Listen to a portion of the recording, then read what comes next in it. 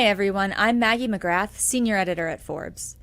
The Justice Department's latest release of documents related to Jeffrey Epstein shows new ties with some of the world's most powerful people, including billionaires Richard Branson, Bill Gates, and Elon Musk. There has been widespread fallout, with the UK police arresting Andrew Mountbatten Windsor, formerly Prince Andrew, on Thursday for alleged misconduct in public office based on these new files. Joining us to discuss this fallout and the billionaire names we have seen in the Epstein Files is my colleague, John Hyatt. He's a New York City-based Forbes staff writer covering Wall Street. John, thanks so much for being here. Thanks for having me, Maggie. So we were talking before we started recording about how there have been a number of releases of Epstein Files, but it feels like the most recent release is the one that really broke open the Forbes universe. Can you talk about how monumental the most recent document release is as it relates to our understanding about these powerful men and their ties to Jeffrey Epstein?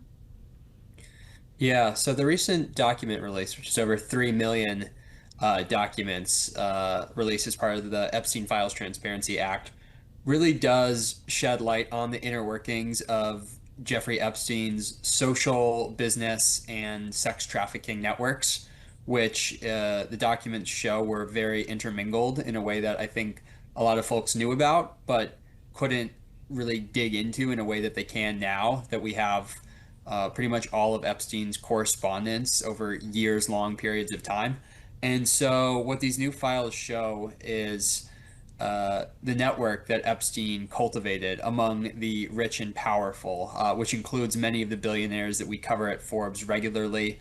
Two of his closest business associates were Les Wexner and Leon Black. Les Wexner is a fashion and retail mogul who founded The Limited behind brands like Victoria's Secret. And Leon Black is one of the wealthiest people on Wall Street. He co-founded Apollo Global Management, the private equity firm. Uh, but Epstein's relationships were not just limited to these billionaires. He also cultivated friendships and other sorts of relationships with a lot of powerful people, including household names like Bill Gates, Elon Musk, Sergey Brin. These are some of the wealthiest people in the world, and Epstein had relationships with them. We'll get into the stories behind some of these men in just a second, but I'm curious, as we talk about the fallout from the release of these files, what's your sense of the breakdown between those who have lost jobs or stepped down from positions versus those who are under increased scrutiny? Are we seeing more in one bucket versus another? Well, I think what we're seeing is this sort of geographical disparity in terms of how Epstein associates are being held to account. If you look at the United Kingdom, for example, you have, of course, Prince Andrew, as you mentioned up front, being arrested on suspicion of violating the law when he was a trade ambassador, potentially sharing confidential information with Jeffrey Epstein. He's under investigation now. You have Pete Mandelson, a very prominent UK Labour politician, have to resign and step down after revelations of his ties to Epstein. In Norway, you had a prominent politician having to step down. Whereas in the US, the accountability has perhaps been less so, perhaps in part because there's just so many US figures who have ties to Epstein that the public, as well as justice systems, are trying to dig through all the documents and understand the nature of Epstein's relationships with all these individual people. And we should note up front that his relationships with people really did vary in terms of the extent to which he knew them, the extent to which he interacted with them, because he was a serial networker in addition to being a serial sex trafficker. He was somebody who was constantly emailing, constantly setting up dinners, constantly trying to enmesh himself in the lives of the rich and famous, which he achieved to varying degrees of success depending on those people's willingness to engage with him. But yeah, in the US, we're still sort of seeing the fallout live. Of course, the president, Donald Trump, was, a longtime friend of Epstein before that relationship fell apart for somewhat mysterious reasons around 2005, 2006. And so, of course, that figures into, the Justice Department's handling of the release as well. There are a lot of redactions that folks who have been reading through the files don't believe should be there. So, it's really a chaotic situation right now as governments around the world and institutions around the world grapple with these revelations. That's really good context. And let's get into some of the details. You mentioned Les Wexner, but he testified in front of U.S. lawmakers on Wednesday, and he says that he visited Jeffrey Epstein's island for, quote, a few hours, but denied any knowledge of alleged abuse. I think other reports say that he said that he was naive, foolish, and gullible, or he confessed to feeling that way for trusting Jeffrey Epstein. But John, take us through who is Les Wexner and why is it so important to know about his appearance in the Epstein Files? So let's back up to the late 1980s, early 1990s, when Epstein and Les Wexner meet. At the time, Epstein was a little known former Bear Stearns trader who kind of cast a mysterious personality and figure on Wall Street. Didn't seem clear where he was getting his money from, but clearly was wealthy. But by no means was he wealthy like Lex Wessner was at that time. As I mentioned, he's the founder of the Limited. He built a massive retail empire of thousands of stores, and he was one of the wealthiest men in the world by the early 1990s. And Epstein and Wexner meet and they develop a relationship, a friendship, it appears.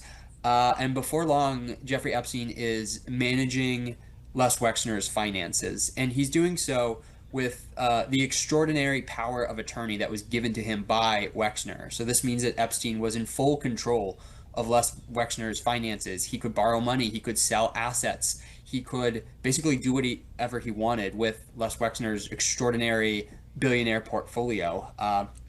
Wexner ultimately paid Epstein something to the tune of well over 100 million, I think approaching 200 million dollars.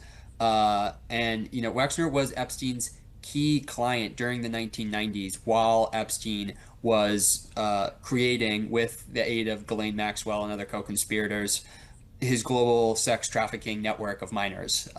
Wexner denies knowing anything about it. But he was an unindicted co-conspirator in U.S. Justice Department investigations of Epstein. But yeah, there is no Epstein without Wexner.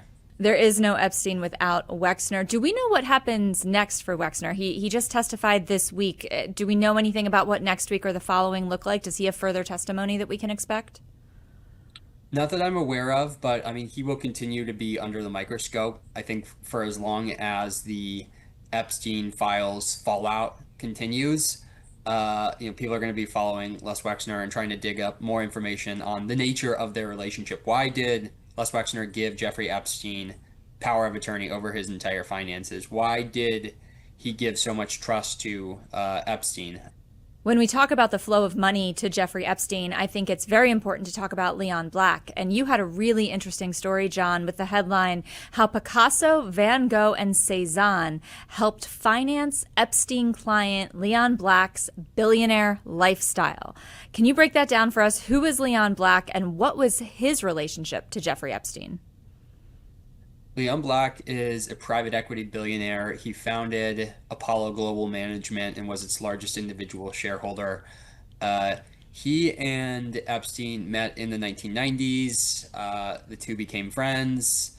And, in 2008, Jeffrey Epstein pleads guilty to counts of prostitution and procuring a minor in Florida, serves jail, is on house arrest. And, while he's trying to restore and rehabilitate his reputation in the 2010s, Epstein and Black rekindle their relationship. The Epstein Files show that the two were close and were often getting drinks, getting dinner together, getting breakfast together around this time. And between 2012 and 2017, Epstein and Black enter into a formal business relationship together in which Epstein is advising Black, who is becoming wealthier all the time. His firm Apollo had just gone public in 2011. He's sitting on a massive multi-billion-dollar fortune. And Black hires Epstein as a tax and estate planning advisor, somebody to work with folks in Black's own family office to not just help manage money, but to devise creative ways to grow his fortune. So For example, Epstein was involved in helping to collateralize Leon Black's massive art collection in order to take on hundreds of $1 millions of debt, so he could, avoid selling capital gains taxes on this tremendous art collection that Leon Black has built up over decades. He's really used that uh, as a piggy bank in a way to get loans from banks, and Epstein kind of helped with that. Epstein helped advise on various estate planning matters. You know, Black has said that Epstein ultimately did help Black save up to $1 billion in taxes that he might have owed through estate planning means. When Leon Black was ultimately, retired from Apollo in 2021, the firm hired an independent law firm, which also found that Epstein had helped Black save a lot of money on taxes. But I mean, it was an extraordinarily costly service that Epstein provided Black. Black paid Epstein $170 million between 2012 and 2017 for purported tax and estate planning services, and that's an extraordinary number. It's not a number you see with other sophisticated financial advisors and analysts hired by billionaires to help manage their finances. And so it does beg the question of, what exactly was Leon Black paying Jeffrey Epstein so much money for? And, Black has denied all wrongdoing in connection with Jeffrey Epstein.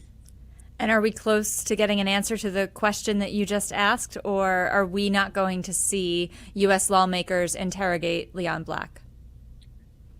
We might. I mean, it is clear that the two had a social relationship and that women were involved in that social relationship. Bloomberg recently reported on a woman who was affiliated with Epstein, who ultimately received over $1 million in gifts from Leon Black during the time that Black and Epstein were in business together. And so, the nature of that relationship might be opened up further.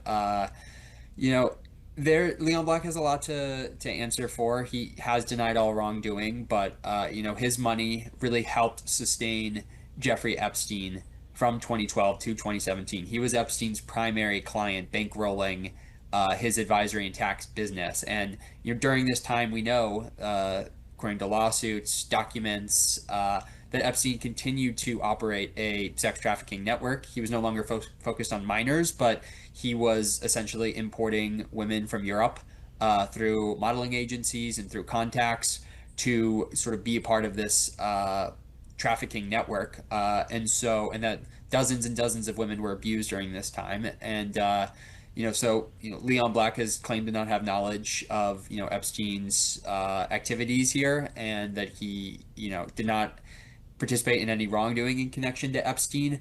But the two were close friends, and it does raise some questions. It raises significant questions given the financial involvement and the friendship. You wonder if he has told the truth. But let's deal in facts and not speculation and move on to Bill Gates and Elon Musk, two of the world's wealthiest men. We've seen their names connected to Jeffrey Epstein in prior document releases. But John, take us through, what do we know about Bill Gates and Elon Musk's appearance in the Epstein Files? Well, let's start with Musk, currently the richest person in the world. Musk is interesting because you'll recall, was it just a couple months ago when Musk split from Trump that, Musk issued that scorching tweet that, Trump doesn't want to release the Epstein files because he's in it. And Musk has long fanned the flames of, release the Epstein documents. Like, there is a cabal out there that needs to be uncovered. And Musk has long positioned himself in that way.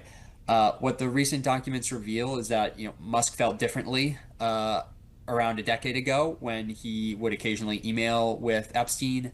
Emails from Musk show that he had wanted to visit Epstein's island at the time and was looking to have a good time on Epstein's island. There's no evidence that he ultimately did visit the island, but it does contradict what Musk has previously said, which was that he had been that Epstein had tried to get him to go to his island and Musk had refused. The emails actually show the opposite of that. But there's no evidence from the emails that Musk and Epstein had any sort of long-term relationship, or that Musk was involved in any of Epstein's wrongdoing, or even was aware of any of Epstein's ongoing wrongdoing, or the extent of Epstein's crimes. Bill Gates is a bit of a different matter. Bill Gates and Epstein did have a close relationship. The two often met and spoke about philanthropic issues. Of course, Bill Gates has been a huge philanthropist, giving away billions of dollars to various causes around the world. And Epstein, during his rehabilitation tour post 2008 guilty plea, really tried to style himself as a philanthropist and as somebody who cared about these weighty global issues. And that ultimately served as entree for him to get on Bill Gates's radar. And the two men did develop a relationship. And, Gates has denied all wrongdoing. There was an interesting email in which Epstein, emailing apparently to himself, but a note essentially to Gates saying that, Gates had protracted an STD from a Russian woman that he had slept with, whom he met through Epstein, and that Gates was surreptitiously giving antibiotics to his then wife, Melinda French Gates, in connection to that STD. Gates has denied all of this, called it patently false and absurd. But what is clear is that the two men did have a relationship, and of course, ultimately that relationship played a part in the ending of the marriage between Bill Gates and Melinda French Gates. They divorced a couple of years ago. Melinda French Gates, now one of the world's wealthiest women, one of the largest philanthropists as well. And so, formerly the world's richest man, global renowned philanthropist Bill Gates has crafted this amazing reputation for himself ever since leaving Microsoft, when he was known as the sort of bullying wannabe computer monopolist. He's really solidified his image as a global philanthropist, but his Epstein connections are tearing apart that image, and he is definitely going to be continue dealing with the blowback for years to come.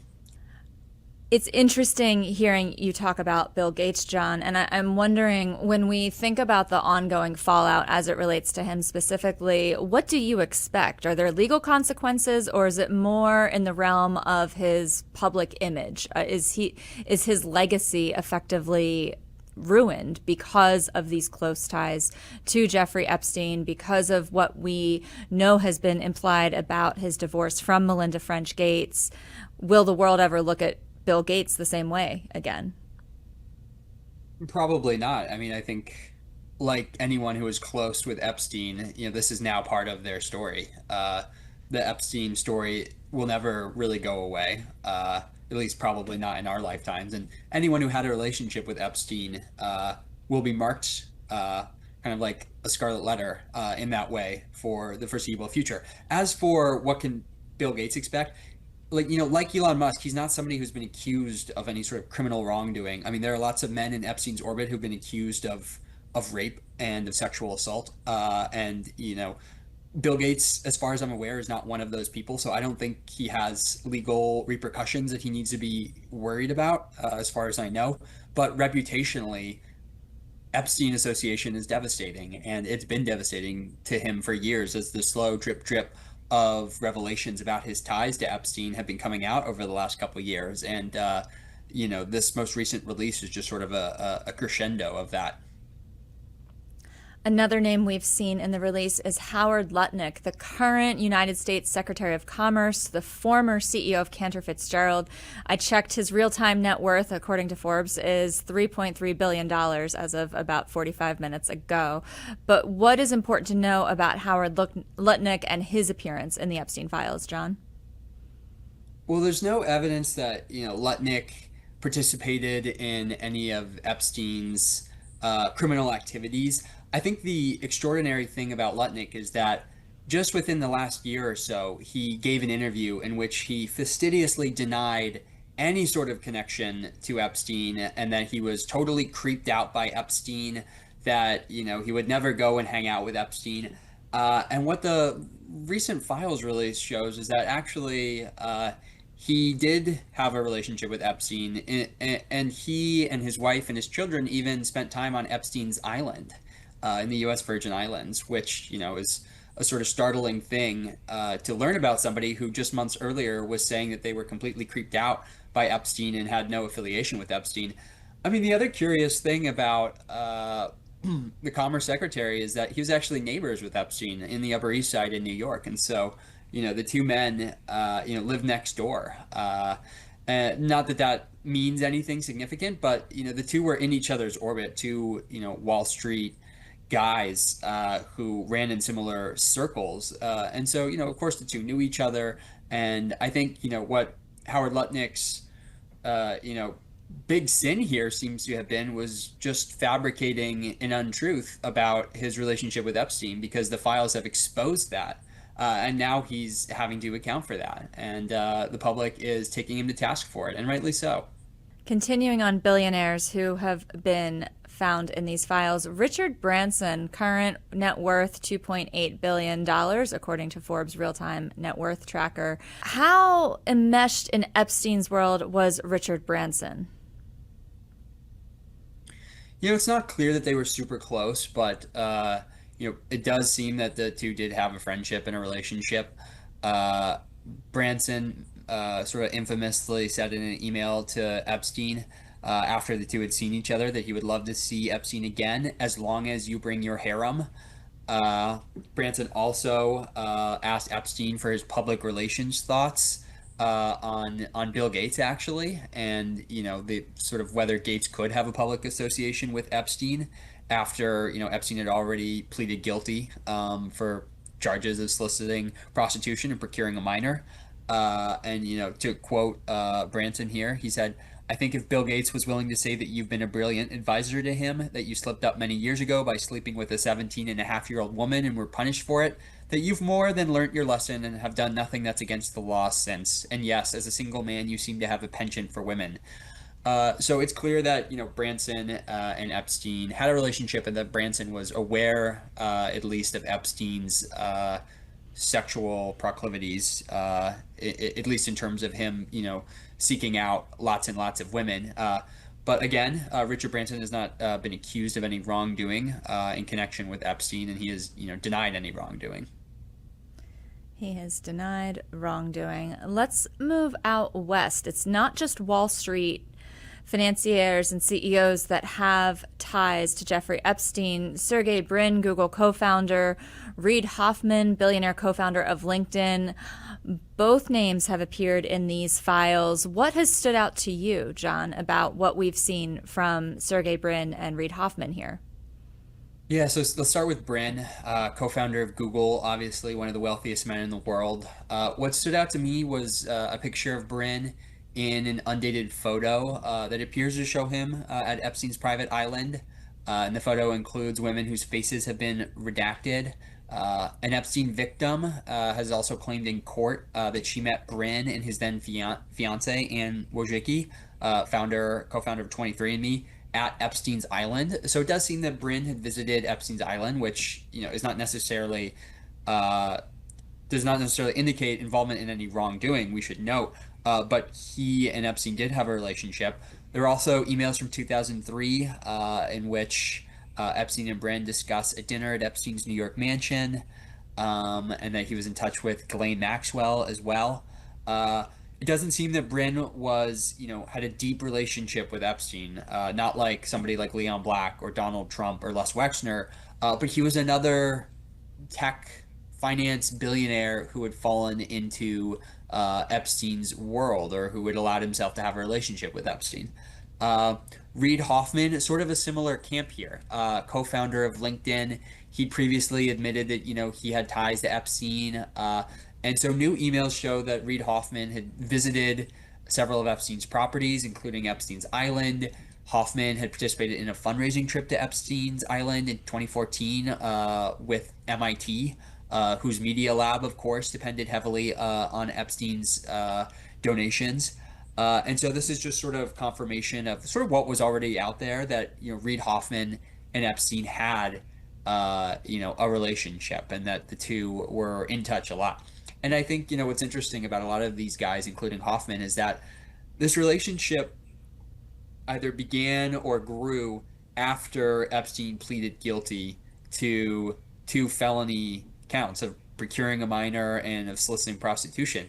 I mean, he was a known and registered sex offender. And so it does raise some bigger questions about why all of these powerful men were okay with being friendly with or being friends with a convicted sex offender. It's not the type of person that you would want to be friends with if you had good judgment. And so it raises some bigger questions, I think, about money, power. It's interesting, John, as I have followed some of the online commentary about this, just from regular folks who've been following the news, some of the reactions I've seen have been hyperbolic, but it's been to the effect of it feels like every industry, every titan of every industry has associations with and to Jeffrey Epstein. And is there any sector of American business that's not affected by this? And again, I say hyperbole because I'm sure there are some, but we've been talking about Silicon Valley, we've been talking about Wall Street, and then there are some NFL names. Can you talk about Robert Kraft?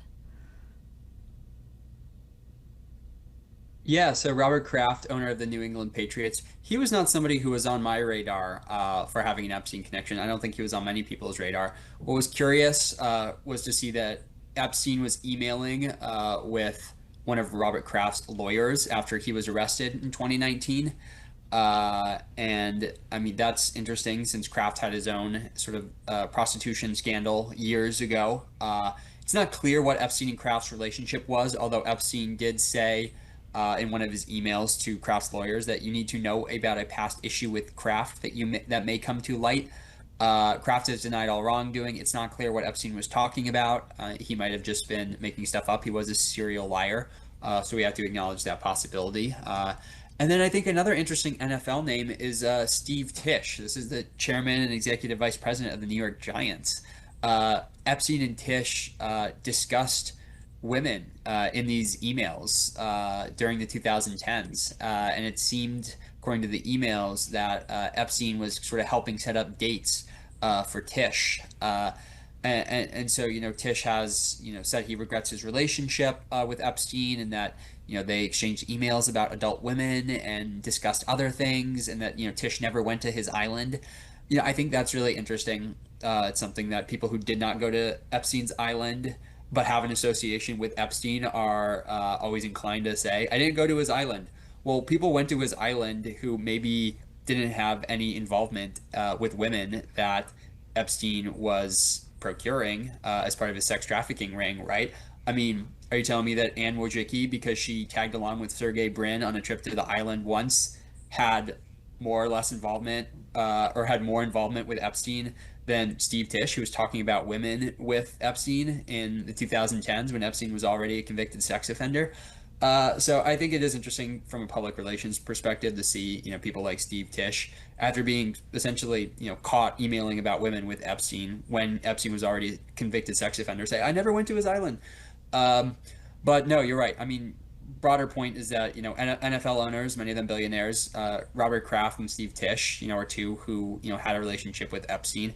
But again, this isn't terribly surprising because we know Epstein was a serial networker. We know he was a con man and a brilliant deviser of relationships with other men. And then he could really manipulate people into having a relationship with him. So I'm not surprised personally. We have Casey Wasserman, the chair of the Los Angeles Olympic Organizing Committee and also founder of a talent agency. We saw just within the past week or so, Chapel Rowan announced that she was going to leave that talent agency. She didn't specifically mention Epstein, but her statement included a comment about morals. And then across the ocean in Dubai, we have Sultan Ahmed bin Sulayem, I hope I pronounced that correctly. He resigned from his position as CEO of trade and logistics company DP World just within the past week. Can you talk about these two cases, John? Because these feel like two of the more prominent resignations and actual consequences to people's jobs that we've seen. Yeah, let's start with Wasserman. So Wasserman is facing consequences already. He's selling his talent agency. It was been reported this past week. So with the likes of Chapel Roan leaving his agency, they've essentially forced Wasserman to put his agency up for sale. So this has been an enormous consequence for Wasserman. What's interesting from what I've seen is that Wasserman was sort of exchanging flirty emails with Ghislaine Maxwell in 2003. Uh, this is interesting for a couple of reasons. One, because it was during the time when Epstein was running his child sex trafficking network in Miami and Florida, in Florida and New York, excuse me. And so this was a period before he had pleaded guilty. So it does sort of beg questions about, well, what was the nature of Wasserman's relationship with Ghislaine Maxwell, who was facilitating Jeffrey Epstein's child sex trafficking network? Why did he have a relationship with her? What was his relationship with Epstein? Did that relationship persist in the 2010s? I'm actually not sure. I haven't been following Wasserman closely. I think the Dubai guy though is quite interesting. So the case of Sultan Ahmed bin Suleiman is actually really interesting. He was CEO of a major trade and logistics company called DP World. He was forced to resign from that position after the release of Epstein Files shed light on the extremely close relationship between Suleiman and Epstein. The files include numerous exchanges, which suggest that Suleiman visited Epstein's private island. The two were discussing women together. They conversed repeatedly up until 2019 when Epstein was arrested. And I think most infamously, the Sultan, as he's often referred to, was involved in an email between himself and Epstein, in which Epstein said to the Sultan that he loved the torture video. So, it's not clear what the torture video is, but it's an extremely disturbing revelation. And I think it's no surprise that he's forced to step down from this position. This was an extremely powerful Emirati businessman. DP World is responsible for something like 10% of Dubai's GDP. So for him to have to step down is pretty startling. We've covered a lot of ground across billionaires and businessmen, but before I let you go, I think we have to talk about two people in the world of politics and policy, U.S. President Donald Trump and the former Prince Andrew. Let's start with the latter, just because UK authorities did arrest the former Prince Andrew just this week. U.S. Congressman Ro Khanna says that Andrew's ties to Epstein could bring down the UK monarchy. That sounds extreme, but what's your sense of Andrew's relationship with Jeffrey Epstein and what it means for the British monarchy? Well, Prince Andrew, former Prince Andrew, he's been stripped of his titles, of course, was one of Epstein's close friends in the 2000s and 2010s. And, Andrew has been accused by the late Virginia Giuffre, a survivor of Epstein's sex trafficking network of children. She has publicly accused Andrew of raping her on several occasions when she was was part of Epstein's criminal enterprise. And they ultimately settled. Ms. Giuffre and the former prince did reach an out-of-court settlement, the terms of which have not been disclosed. Andrew is not somebody who was peripheral to Epstein's orbit. He is somebody who is deeply enmeshed in the Epstein world. And this has been a slow drip of leaks, essentially. The photo of Andrew and Giuffre first came out, gosh, I think it was over a decade ago, but people weren't following the Epstein story then. It was really Julie Brown's 2018 reporting in the Miami Herald, which blew this all back out into the open and, resulted in the U.S. Department of Justice ultimately arresting Epstein in 2019, and everything is snowballed from there. So there's I don't think anything in the latest batch of emails about Andrew is that surprising insofar as it pertains to his relationship with women in Jeffrey Epstein's orbit, who were, part of his sex trafficking criminal enterprise. But what's quite interesting are revelations that Prince Andrew was also sharing sensitive government information in his role with the UK with Epstein, and that's why he was arrested and is being investigated by the UK. So as for whether it brings down the monarchy, I'm not a royal follower. I'm not really one to say. but it certainly raises more and more questions about the legitimacy of the taxpayer-funded largesse that members of the monarchy live off of. I mean, this is somebody in Andrew who was, you know, able to live a life of luxury, but also alleged criminality at the expense of the British taxpayer. So it raises huge questions about the monarchy. I And think, then yeah, the fallout there is something that we'll be following. I think we're only just beginning to see it, if I had to predict. Benign prediction, but nonetheless. Indeed. And then you mentioned, what was it, Donald Trump? I do think we would be remiss not to mention the president. Earlier in this conversation, you did say that Donald Trump had a friendship with Jeffrey Epstein that appeared to have ended at a certain point of time, but his name does appear quite frequently in these files. What is important to know about the ties between the U.S. president and the late Jeffrey Epstein? What's important to know is that the two were extremely close friends for a number of years in the 1990s and early 2000s. I think perhaps one of the most interesting revelations about Trump from this latest batch of documents is that, and this was found by the Miami Herald reporter Julie Brown, that in 2006, Donald Trump actually spoke with the Palm Beach police chief who was investigating Epstein's sex crimes. And this is according to notes from that call. Trump told the police chief that everybody knew that Epstein was doing something horrid.